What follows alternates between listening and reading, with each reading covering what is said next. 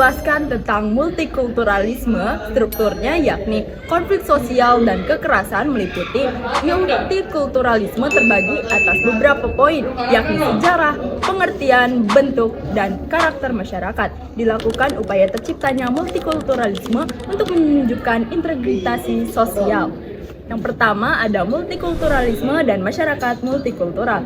Multikulturalisme didefinisikan sebagai keanekaragaman budaya yang dimiliki oleh setiap negara, yakni keanekaragaman budaya yang membuktikan bahwa suatu negara berdiri dengan sebuah kekayaan yang akan menjadi sejarah berharga khususnya di Indonesia.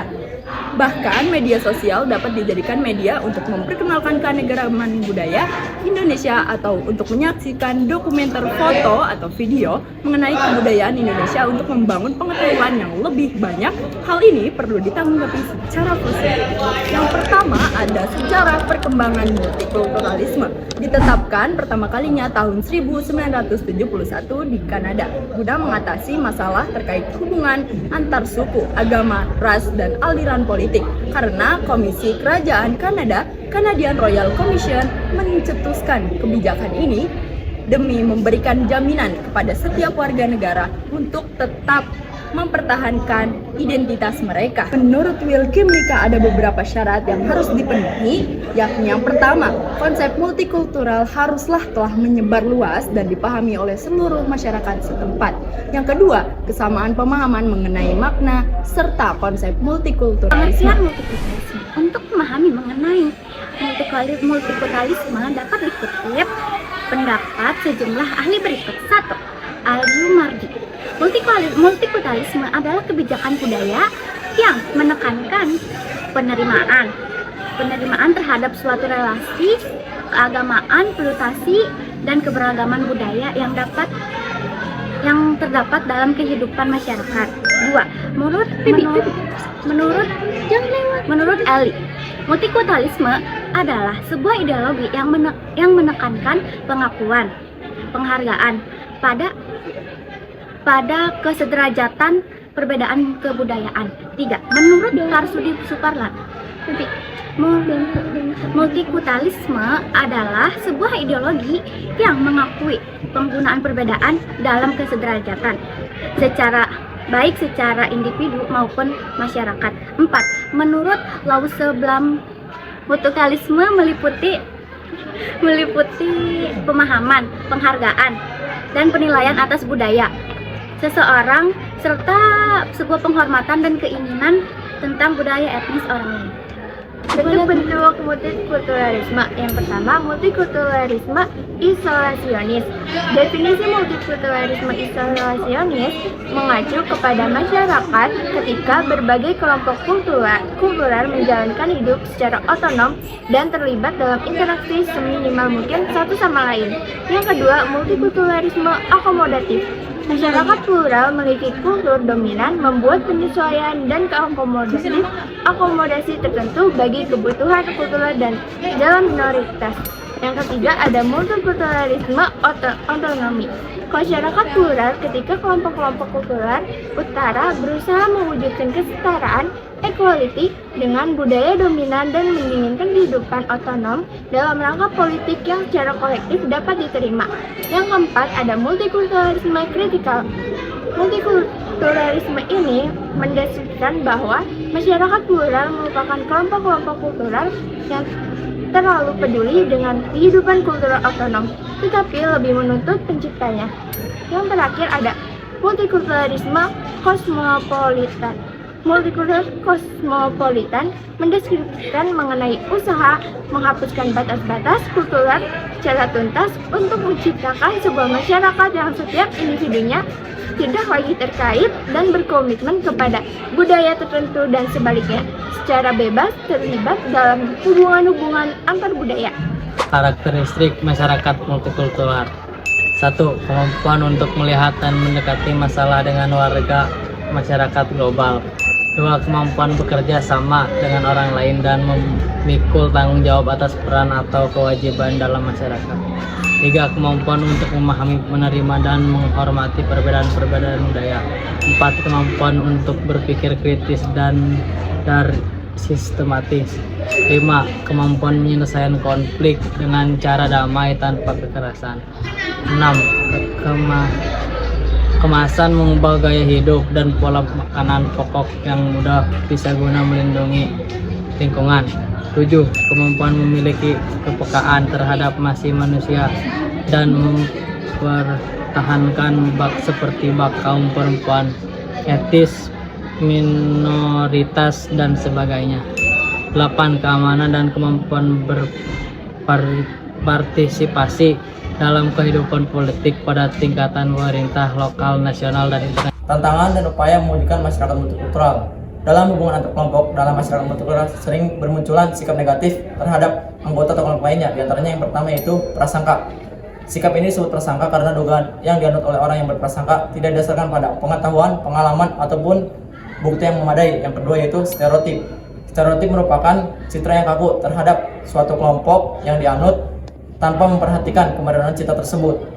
Sikap-sikap tersebut dapat ditunjukkan oleh perilaku diskriminasi. Diskriminasi adalah perlakuan berbeda terhadap seseorang atau anggota kelompok lain karena mereka memiliki ciri-ciri tertentu seperti ras, budaya, agama, dan suku bangsa. Primordialisme adalah pandangan atau paham yang menunjukkan sikap berpegang teguh pada hal-hal yang sejak semula melekat pada diri individu, seperti suku bangsa, ras, dan agama. Yang B. Etnosentrisme adalah suatu sikap menilai kebudayaan kelompok atau masyarakat lain dengan menggunakan ukuran-ukuran yang berlaku di kelompok atau masyarakatnya. Yang C. Rasisme dan rasialisme adalah sikap atau diskriminasi yang membedakan perlakuan terhadap individu atau kelompok berdasarkan ras, etnis, warna kulit, atau asal-usul keturunan. Paham atau cara pandang yang mengelompokkan manusia ke dalam beberapa ras berdasarkan ciri fisik seperti warna kulit, bentuk rambut, dan wajah. D. Seksisme. Seksisme adalah sikap atau paham yang membedakan dan merendahkan seorang berdasarkan jenis kelamin sehingga menimbulkan perlakuan tidak adil antara laki-laki dan perempuan.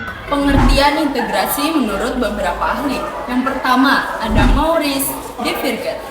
Integrasi adalah suatu usaha untuk membangun interdependensi, keterkaitan yang lebih erat antara bagian-bagian atau unsur-unsur dari masyarakat, sehingga terciptanya suatu keadaan harmonis yang memungkinkan terjalinnya kerjasama dalam rangka mencapai tujuan yang telah disepakati bersama. Yang kedua, ada Surjono Sukanto. Integrasi merujuk pada beberapa pengertian, yakni pengembalian terhadap konflik dan penyimpangan dalam suatu sistem sosial, membuat sesuatu keseluruhan dan unsur-unsur tertentu, serta taraf interdependensi atau keterkaitan antara unsur-unsur sosial. Faktor pendukung integrasi sosial. 1. Sikap sabar, toleran, dan penuh pengertian menghadapi orang asing berikut kebudayaan. 2. Kesempatan di bidang ekonomi yang seimbang, masing-masing individu diberi kesempatan yang sama untuk mencapai kedudukan tertentu atas dasar kemampuan dan disediasinya. 3. Sikap terbuka golongan penguasa sehingga meniadakan kemampuan diskriminasi. 4. Adanya kesamaan dalam berbagai unsur kebudayaan. 5. Perkawinan campuran amalgamasi antara anggota-anggota dari golongan atau kelompok yang berbeda. 6. Adanya musuh bersama dari luar cenderung memperkuat rasa kesatuan pada masyarakat. Faktor penghambat integrasi sosial. 1. Dari isolasinya kebudayaan suatu golongan tertentu dalam masyarakat. 2. Perasaan bahwa suatu kebudayaan golongan atau kelompok tertentu lebih tinggi daripada kebudayaan golongan atau kelompok lain. 3. Dalam batas-batas tertentu perbedaan warna kulit atau ciri-ciri budi badannya lainnya dapat pula menjadi penghalang bagi berlangsungnya integrasi sosial. Perasaan in-group yang berlebihan sehingga membuat warga kelompok terlalu terikat pada kelompoknya dan sulit menerimanya keberadaan kelompok lain. 5. Tindakan diskriminasi golongan penguasa. 6. Perbedaan kepentingan dan pertentangan pribadi antar warga kelompok yang akhirnya bisa berjuang pada pertentangan antar kelompok. 3. Bentuk dan proses menuju integrasi sosial. A. Akomodasi. Akomodasi adalah suatu proses ke arah tercapainya kesepakatan yang dapat diterima berbagai pihak yang sedang bertikai. B. Kerjasama.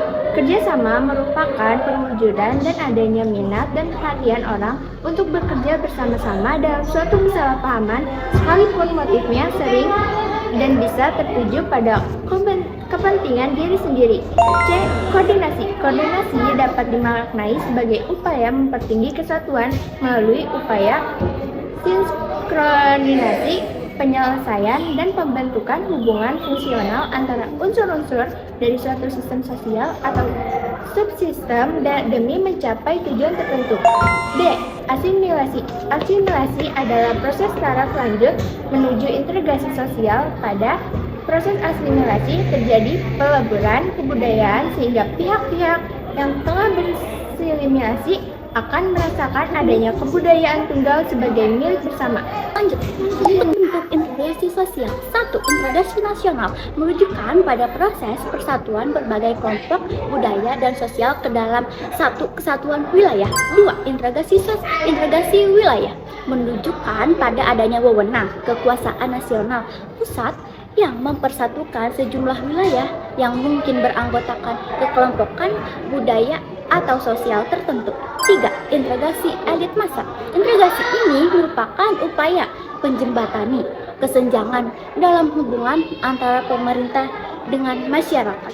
4. Integrasi nilai. Integrasi ini menunjukkan pada adanya kesepakatan atau konsensus nilai yang diperlukan untuk memelihara ketertiban sosial dalam masyarakat. 5. Integrasi tingkah laku mengacu pada kemampuan dan kapasitas individu dalam satu masyarakat untuk berorganisasi demi mencapai ketertiban sosial. 4. Upaya reintegrasi sosial dalam masyarakat digital. Ada dampak negatif digitalisasi. Yang pertama ada bidang politik. Penyebaran hoaks dan informasi palsu semakin mudah terjadi. Yang kedua ada bidang ekonomi, meningkatkannya penipuan dan kejahatan dalam transaksi online. Yang ketiga ada bidang sosial budaya, berkurangnya interaksi langsung antar masyarakat. Yang keempat bidang hukum, pertahanan, dan keamanan, meningkatnya kejahatan siber seperti peretasan dan pencurian data. Yang kelima bidang pendidikan, siswa dapat menjadi kurang fokus karena terlalu banyak menggunakan gadget. Yang kedua ada dampak positif digitalisasi. Yang pertama ada bidang politik, memudahkan masyarakat memperoleh informasi politik dengan cepat dan transparan. Yang kedua bidang ekonomi, mempermudah kegiatan jual beli dan transaksi secara online. Yang ketiga sosial budaya, mempermudah komunikasi dan interaksi antar masyarakat. Yang keempat ada bidang hukum, pertahanan, dan keamanan, membantu pengawasan keamanan melalui teknologi digital. Yang kelima ada bidang pendidikan, memudahkan proses belajar melalui pembelajaran online dan akses internet. Proses reintegrasi sosial. 1. Memastikan penyelesaian konflik dan pelanggaran hak asasi secara tuntas. 2. Sosialisasi 4 pilar kehidupan berbangsa dan bernegara. 3. Dialog dan komunikasi intensif antar unsur masyarakat. 4. Menghapuskan segala bentuk diskriminasi. 5. Menumbuhkan kebanggaan sebagai bangsa Indonesia. Labanang al